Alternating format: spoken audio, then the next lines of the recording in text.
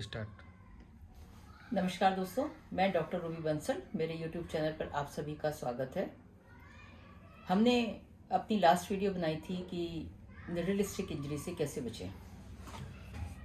तो ये वीडियो मेरी फिर से डेडिकेटेड है मेरे सारे हेल्थ केयर वर्कर्स के लिए जो कि हॉस्पिटल्स में काम करते हैं और HIV पेशेंट्स के साथ भी काम करते हैं और उनको इन्फेक्शंस के काफ़ी चांसेस होते हैं। तो जनरली हर रोज ये कॉल मेरे पास आती है हॉस्पिटल से, किसी न किसी नर्स की या टेक्नीशियन की, कि मैडम आज एक सुई चुभ गई, अब बहुत डर लग रहा है, क्या करें। पेशेंट को HIV था या पेशेंट को हेपेटाइटिस B था या हेपेटाइटिस C था, अब हम क्या करें, हमें बहुत डर लग रहा है। देखिए, निडलिस्टिक इंजरी पहली बात तो होनी नहीं चाहिए, उसके लिए जो प्रिकॉशंस हैं वो सबको लेनी चाहिए। पर अगर फिर भी इंजरी हैपन्स तो क्या करना चाहिए। सबसे पहली बात, डू नॉट पैनिक नहीं करना है। आपको अपना आराम से अपना काम कंप्लीट करना है। जनरली निडलिस्टिक इंजरी तभी होती है जब आप कोई प्रोसीजर कर रहे हैं, उसके बाद आप रिकैप कर रहे हैं या पेशेंट को कैनुला लगा रहे हैं। तो जनरली पेशेंट ने अगर अपना हाथ खींच लिया है तो वो कैनुला आपको चुभ जाता है या किसी भी और कारणों से। अपना काम को कंप्लीट करिए या अपने काम को हैंड ओवर कर दीजिए दूसरे स्टाफ को। उसके बाद जो सबसे बड़ी मिस्टेक सबसे पहले करते हैं, जैसे ही इंजरी हुई, अगर फिंगर में हुई तो सबसे पहले फिंगर को माउथ में रखते हैं। No, strictly no. फिंगर को मुंह में नहीं रखना है, फिंगर को प्रेस नहीं करना है, उसका ब्लड निकालने की कोशिश नहीं करनी है। उसको सिर्फ आप टैप के पास जाइए, सिंपल पानी और साबुन से हाथ को धो लीजिए। फिंगर अगर ब्लड बहुत आ रहा है तो उसको लटका के रखिए, लेट द ब्लड फ्लो, खून को निकल जाने दीजिए।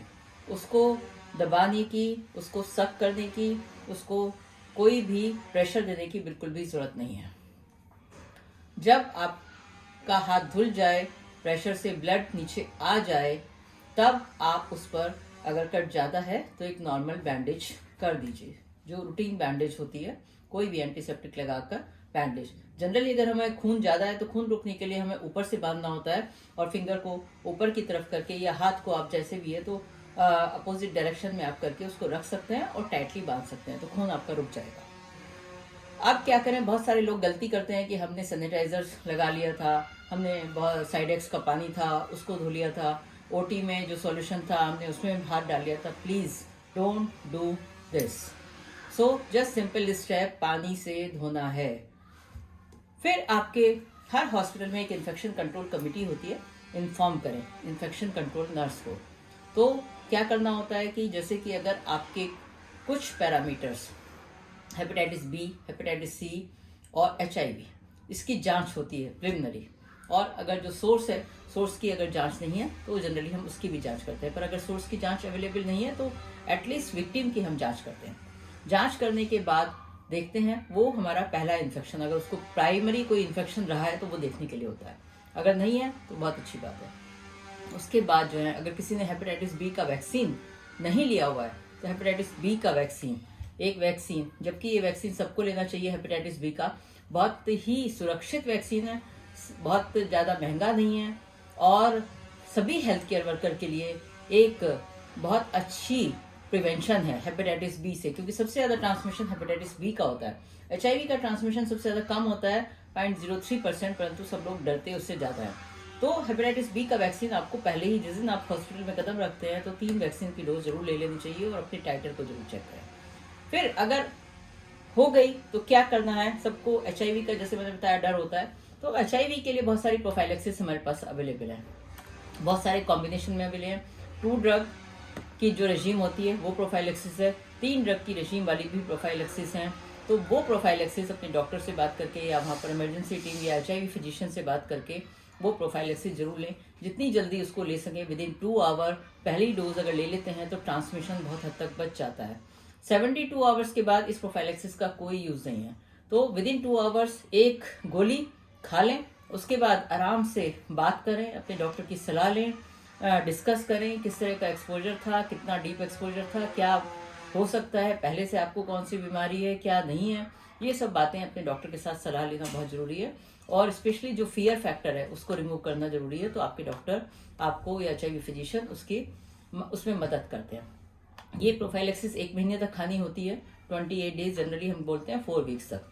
तो 4 वीक्स तक ये गोली खाएं रोज एक समय पर, और उसके बाद छोड़ दें। फिर हम टेस्ट करते हैं।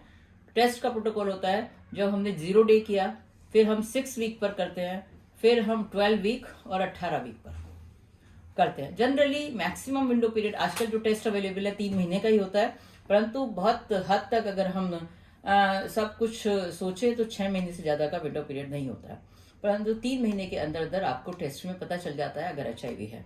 और भी एडवांस टेस्ट भी अवेलेबल है, जैसे कि नेट टेस्ट है, जो और जल्दी विंडो पीरियड को कवर करते हैं, तो वो भी पता कर सकते हैं। आपकी सेफ्टी, आपकी सुरक्षा आपके हाथों में है। सो इम्पॉर्टेंट है प्रिवेंशन। और अगर रियलिस्टिक इंजरी हो जाए तो उसको छुपाना नहीं है, इमीडिएटली बात करें HIV फिजिशियन से, अपने इन्फेक्शन कंट्रोल नर्स से, या आपकी इन्फेक्शन कंट्रोल कमेटी है, जो भी है। अगर आप इंडिविजुअल क्लिनिक पर काम करते हैं तो डेफिनेटली आप बात करें। मेरा नंबर भी इस यूट्यूब चैनल पर पड़ा हुआ है। किसी भी कहीं से, किसी भी देश विदेश में किसी भी नर्स को, किसी भी हेल्थ केयर वर्कर को जरूरत है तो मुझसे बात करें। धन्यवाद। मेरे चैनल को लाइक करिए, सब्सक्राइब करिए और शेयर करिए, और इस वीडियो को दूर दूर तक पहुंचाइए, जिससे कि हम अपने सभी हेल्थ केयर वर्कर की मदद कर सकें और इस गंभीर बीमारी से बचा सकें।